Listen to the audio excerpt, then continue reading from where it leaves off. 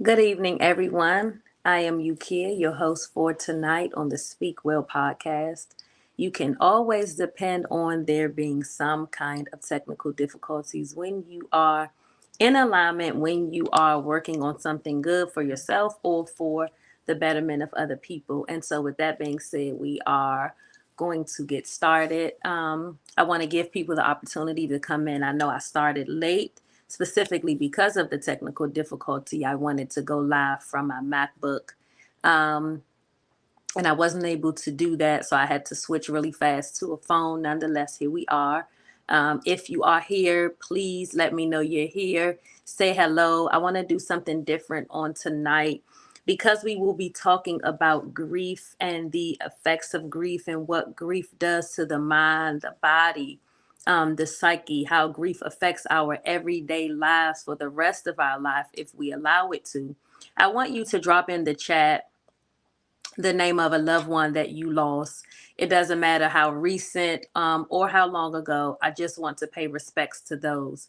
Please be mindful that if anything that I say on tonight becomes triggering, um, please be sure to log off. I don't want to do that. I understand that talking about these topics can be very triggering to some people. So please put your name in the chat. Let me know you are here and put the name of your loved one also in the chat as well so that we can get started. I like to greet some of the people as you're coming in so that I know you are here versus just talking to a screen. So who's here? I see I have some people watching me. I see the little eye, but tell me who's here, who you are. And as for me, I feel like my light is too bright.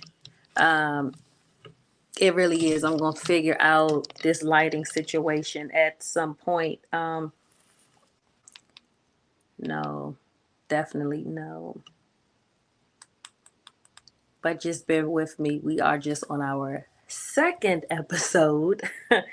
So we're gonna find out what works for us until we're able to get it. I kind of like the dark because it does not allow me to squinch my eye because I'm competing with the light. But come on in, tell me where you are from. Tell me where you're coming from.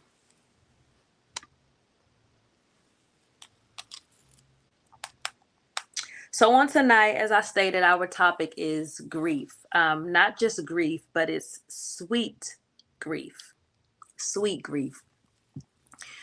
Many of you may not know that over the past maybe like year and a half, I have experienced a traumatic amount of losses. With the start of it being an uncle who was absolutely my favorite uncle, to it being his son who was his only son. All of these things were happening in a matter of 6 to 7 months, 6 to 7 months apart. Most recently, I buried my father and then my grandmother.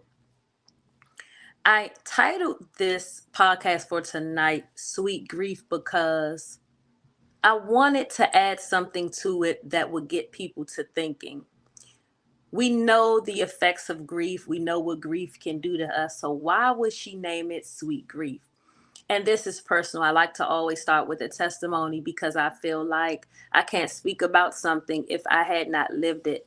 Grief for me was sweet because I had the opportunity to spend time with my loved ones while they were transitioning.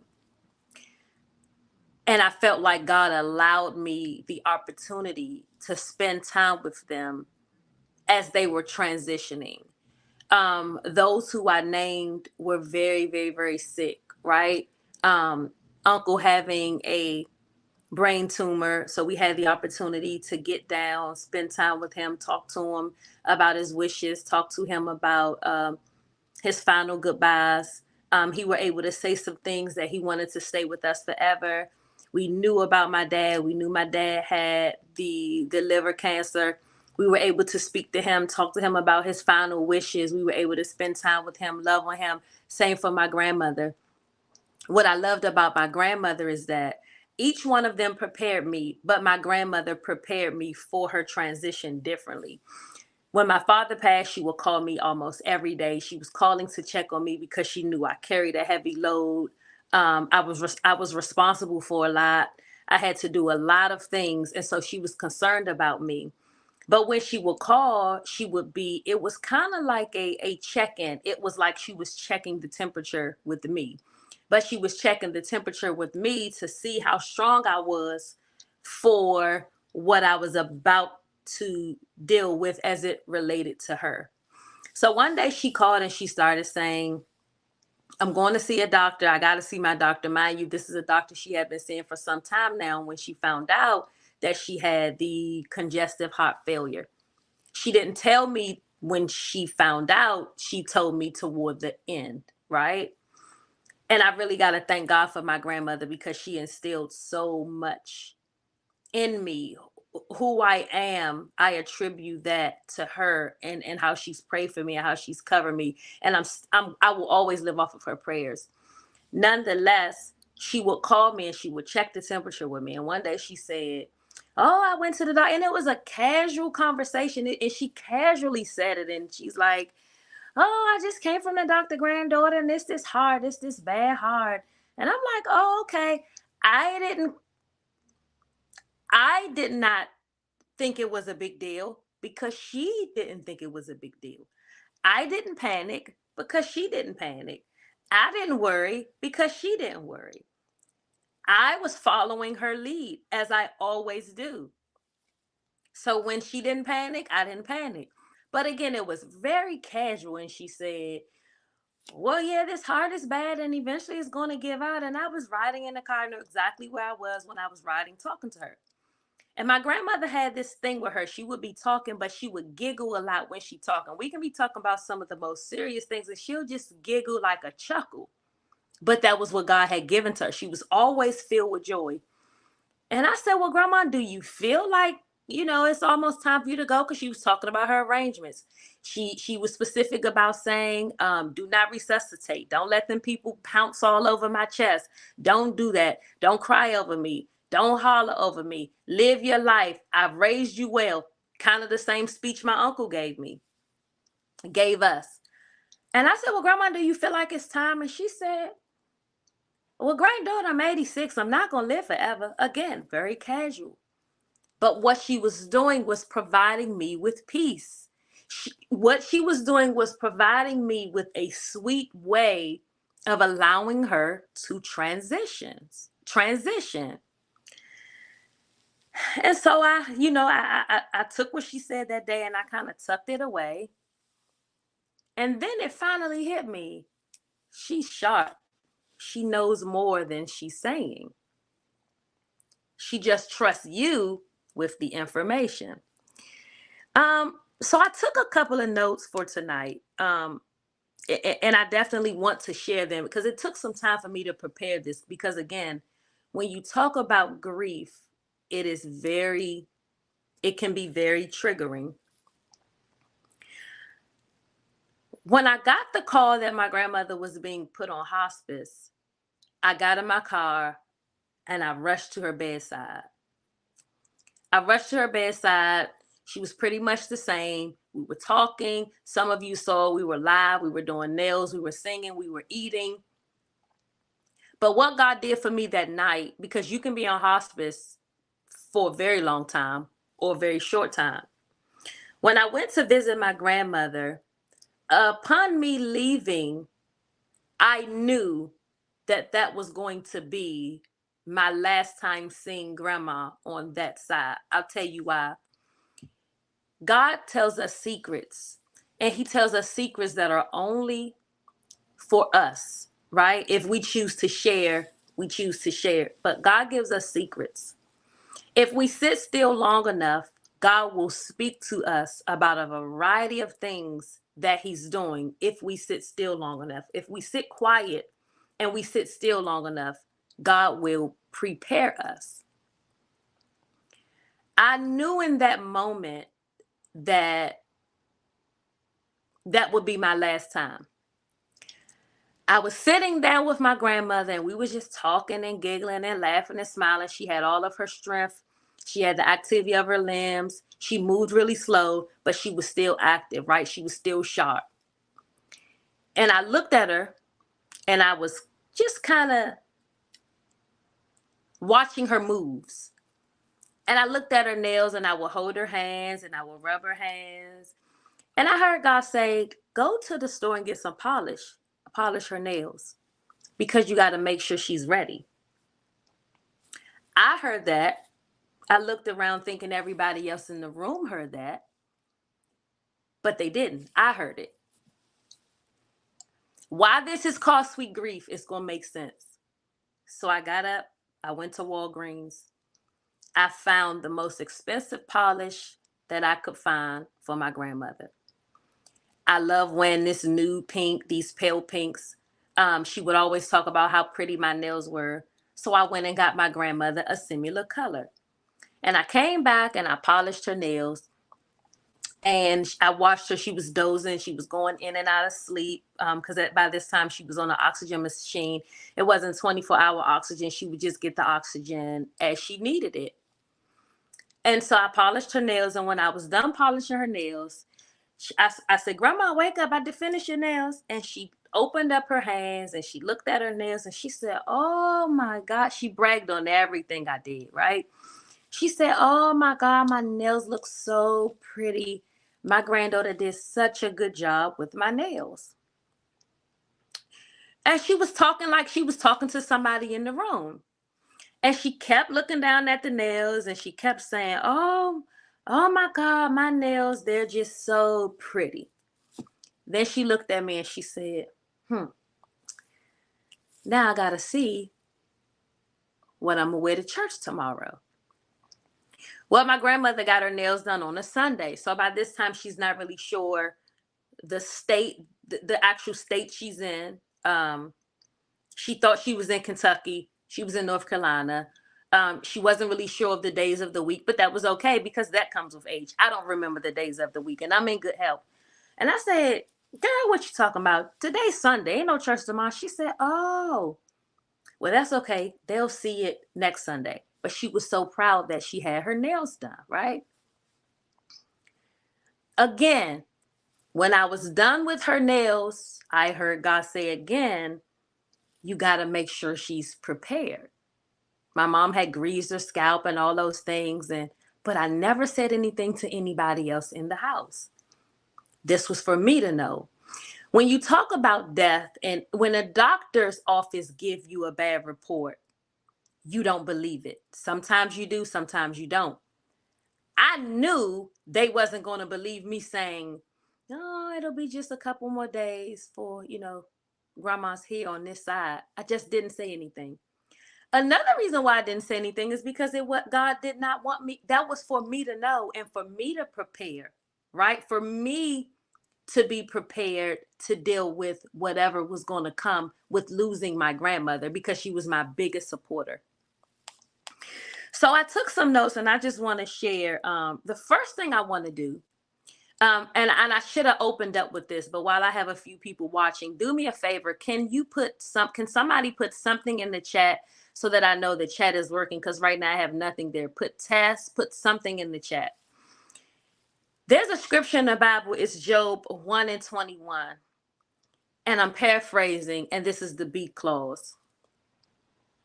The Lord giveth and the Lord taketh away, but blessed be the name of the Lord.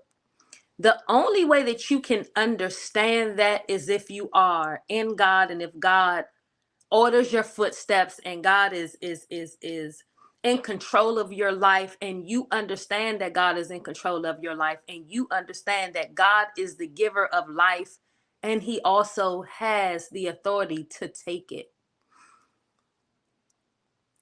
When I looked at how many loved ones I was losing, I started trying to figure out. I wasn't questioning God. I wasn't saying, God, why are you doing this? I was saying, what am I to get out of this? What should I be learning in this process? I knew for me, I did not want my loved ones to stay here sick. I knew that. But let me pose a question for you all. What is it about us that makes us so selfish that we would rather have our loved one here on? And I am not minimizing somebody else's pain. I'm just asking the question.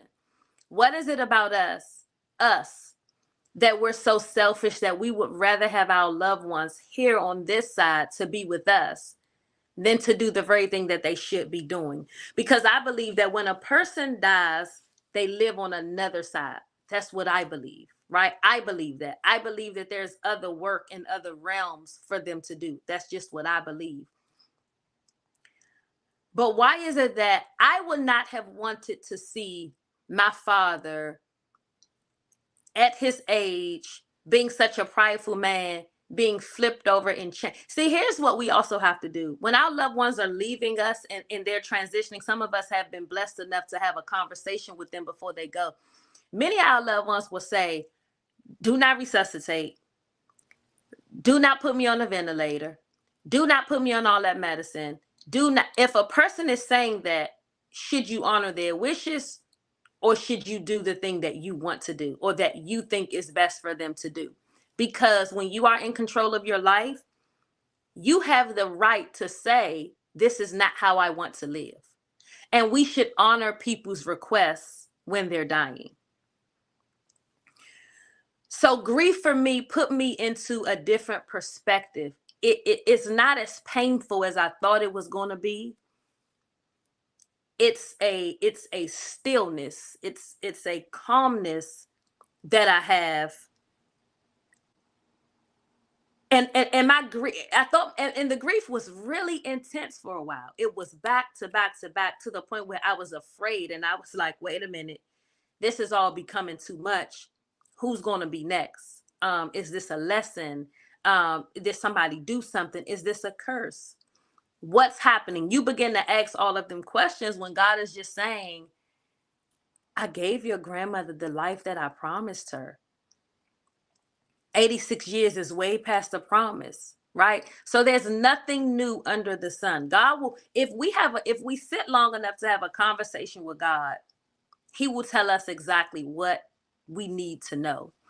So I want to give you all some pointers real quick. Tonight's podcast will not be long. And this is more of just kind of like a lecture, more of a teaching podcast. I had the expectation to bring on a few people who are in the funeral industry. And I still will do that because I want you all to have another perspective versus the perspective that I'm giving you. The first thing we must do is acknowledge the pain and acknowledge that you are hurting because you lost a loved one versus saying, I'm okay, I'm gonna be okay. You may not never be okay. You may not never be okay with losing a mother, a father, a child, a friend. Grief happens when you lose someone that you love. You hear about somebody just died last night, you don't know them. It's just, oh, you give your condolences and you keep on going. But you grieve when there's people in your life that leave from this side and go to the other side. That causes grief. Acknowledging your pain, accepting that grief can be a trigger and it can bring on unexpected emotions. There have been times where I have been grieving and I'll be laughing 1 minute, and I promise you within a second, tears are coming out of my eyes. But it's unexpected. You almost got to prepare yourself every single day to grieve. When you pencil in your calendar, when you write in your appointments for the day, you should write somewhere in there, plan to grieve. Add it into your daily regimen like you pop a pill. Plan to grieve. It's going to hit you unexpectedly anyway. Just plan for it. Put it somewhere in your notes for the day. It's a possibility that I can grieve today. Seek face-to-face help, face-to-face therapy, face-to-face support. What I understand is that a touch goes a long way. Someone sitting beside you goes a long way versus, yes, we can sit on the phone. Yes, we can do a Zoom, but sometimes having a human sitting next to you is worth it. It helps. You just need someone to be present. I don't even need you to say anything. I just need you to be present. I just need you to be here. Just be here with me. Be in this space with me while I go through this horrible thing I'm going through. Support yourself by taking care of yourself physically.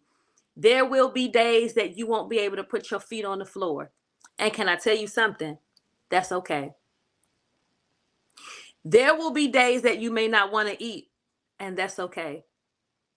It becomes a problem when you become consistent with not eating. It becomes a problem when you become consistent without getting out the bed.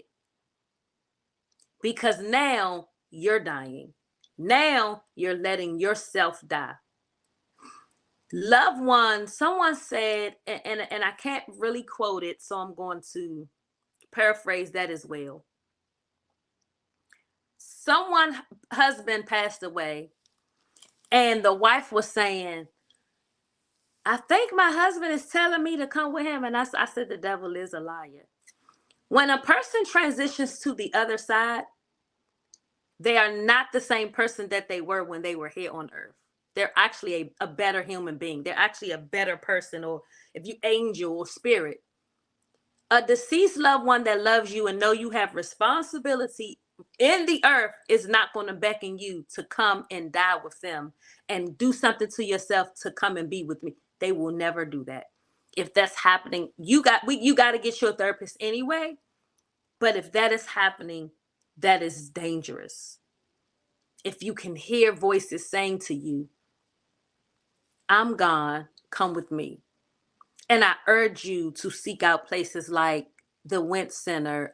They assist in grief therapy and grief and loss. And I urge you to speak to a therapist if you are experiencing any kind of grief. It'll be helpful for you in the long run. Speaking to a therapist makes you a better parent, a better person, a better friend, a better you. People who love you will do things to help you get out of this space, because if you stay in grief too long, it will kill you. It is already causing a shock to the body. Grief can kill you. And that's not what we want to happen. We want your grief to be really sweet. And when I say sweet, I don't mean you don't feel nothing. When I say sweet, I don't mean you don't cry. When I say sweet, it's calming, it's quiet, it's still. You begin to understand it. It brings you closer to God. It brings you closer to your creator. It brings you closer. Your senses will become heightened. You'll begin to see things differently, not negatively, but differently, if I'm making any sense. Grief can affect you in a variety of ways, and I'm gonna just call off a list. If you are experiencing grief, one of the attributes one of the things that I will call off of the list will be something you can say, yeah, I have experienced that. Depression, insomnia, anger, denial, fatigue, guilt, anxiety, numbness, changes in appetite, not really wanting to eat at all. The smell of food would even bother you. It's almost like a pregnant woman smelling certain things and saying, that smells horrible, but really it's a really good dish, but it smells horrible. I can't stand the smell of it. Digestion, hard for you to digest your food. But these are things you wouldn't know if you don't sit and talk to somebody. So I'm just really getting, and I am not a therapist, right? I provide grief support. Let me throw a shameless plug in here. I'm the CEO of the Farewell Agency. The Farewell Agency acts as a funeral concierge where families would typically plan their loved one's funeral. You would not have to do that. You would hire the Farewell Agency to do that. We handle the funeral from beginning to end. We pay you with the funeral homes. We pay you with the vendors and the churches according to your budget, according to your need. It's a case by case. So that's what we do at the Farewell Agency. So some of these things we know because we have to be able to study things. We have to be able to know. And I am paused. We are not funeral directors. We work with funeral directors, right? So difficulty with daily activities, blaming someone. It's your fault that this happened. There have been times where I've seen the person who is sick blame themselves because they are dying. I'm dying because I didn't take care of myself. I'm dying because I didn't go to the doctor. I'm dying because I didn't eat right. I'm dying because I eat pork. I'm dying because I eat turkey. The inability to cope, hopelessness, just feeling like you're extremely depressed, you're extremely down. These are all of the things that how grief can affect you. So you want to be mindful of these things. The one thing that I was excited to discuss on tonight was how we celebrate or how we handle grief of our loved ones in our culture. I did some homework. You may have even seen it before, but we deal with grief by celebrating, maybe at the repast, maybe a couple of days after, maybe a little food. You may take a trip. But shortly thereafter, everything starts to hit and it starts to set in that I'm really grieving. My loved one is really gone. They're not coming back. What am I going to do? And I started to study how other cultures grieve. Um, Over in Ghana, one way that they celebrate the death of a loved one is almost like a decorated coffin. So if the loved one was a pilot, they would carve the coffin into the shape of an airplane. Um, if the loved one liked doves or birds, they would carve different things like doves and birds inside of the coffin. It was a celebratory affair. Yeah, people may have cried and shed tears, but it wasn't. We're hanging over the caskets. And again, I've been that, right? So I'm not saying that it's something wrong. You are grieving the way that you know how to grieve. But what if we had a conversation about grieving a different way? Or celebrating our loved ones a different way? What if we had that conversation? What if we tried it? You have places like Bali and Madagascar. It's a big deal. It's a party. It's a festival, right? Some of our other people, our other skin colored people, they get the insurance money. They live life well. They talk about grandma, granddad, mom, and dad, but they live life very well because guess what they understand? This is what the insurance money was for us to live, not to sit and eat up the money and sleep up the money. It's to live. Grandma lived a good life. Now she has transitioned and she's left us with something so that we can enjoy our lives. This you may have even seen in New Orleans. They celebrating with dance, with food, with instruments. They're carrying the loved one down the street, in the middle of the street, dancing on the shoulders of men. It's a celebration, right? But we get so stuck in the grief that we cannot move. And I want to tell you a secret. That's not God's intent. God did not take your loved one so that you can die in the process. God did not take your loved one so you can grieve the rest of your life. Why God took your loved one, you will only get that answer by talking to God. God did not intend for you to take your life because you lost your loved one. He didn't. God is not that kind of God. God is too sweet for that. God is too kind. Did you ever think that God could have been honoring your loved one's wishes by taking them? Sometimes we got to consider all things before we be selfish and say, oh my God, I can't lose my father. I can't lose my mother.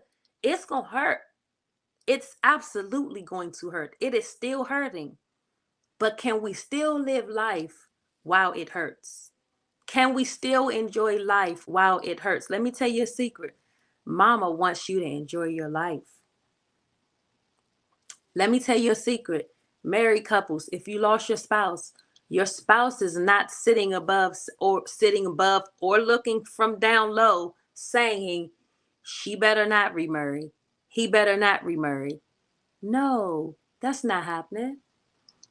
You deserve a good life. You deserve to live life well. And I hope and pray that grief has not crippled you to the place that you can't enjoy life and you can't enjoy your children and you can't enjoy travel. It's gonna be okay. And it's gonna make you someone that you did not know you had inside of you. It's gonna make you be someone you did not know you could be. What keeps me going is knowing my grandmother and my father and my uncle are still watching me. Each one of them had a conversation with me, a private conversation with me. Shared things with me that they didn't share with anybody else. And I thought that was special. So it was a sweet moment for me. Yes, I still cry. Yes, there's some songs I cannot listen to because it takes me to a vulnerable place. One of my sisters sent me a video clip the other day to listen to. I told the storm, even though your winds blow, I just want you to know. I said, oh, no, you won't, not today. Because, see, I got to be in control of my days. And some days I don't want to grieve. Some days I don't want to cry. So I do not allow certain things into my spirit that will cause me to break like a faucet. I was at work the other day and the song with Brandy and Tamia and all of them girls came on, Missing You from Set It Off. I said, oh no, please, can you cut that off? Because instantly I was triggered. And I've been triggered by that song since 90, maybe since 92, since Set It Off came out. But I know what I can handle. Some of you may say, you ain't over it yet. Even if I am over it, I don't want to be in a vulnerable space in this moment right here. So I'm going to control. If I hear the song, I'm going the other way. The song comes on the radio, I'm turning the station. Be in control of your grief. I think that's the conversation that I want to have with you. Be in control. Try to be in control of your grief. No, I want you to look at the pictures. I want you to read the letters. I want you to watch their videos. I want you to hear their voices. I want you to remember the memories. I don't want you to let their legacy die and their memory die. I just want you to take better care of you while you grieve. Some of us can be so mean during our grief that we have offended so many people around us. We don't want grief to make us mean. That's not what God intended. We don't want grief to make people say, oh, here she go. Oh, here he go. We don't want that. So you want to be around people that can tap you on the shoulder and say, hey, friend, let's get some help. Hey, let's go talk to somebody. I'm not saying don't grieve. I'm saying get some help while you grieve. Again, Job 1:21, the Lord giveth and the Lord taketh away, but blessed be the name of the Lord. Even in all of this, even in all of your loss, even in all of your grief, God is still God and God is still good. And guess what? Your loved ones are watching you from above. Be mindful of that. Be strong in this. Be who God has called you to be, and don't let grief take you out of here. Thank you so much for watching. We will be back next week. Speak Well Podcast. Take care.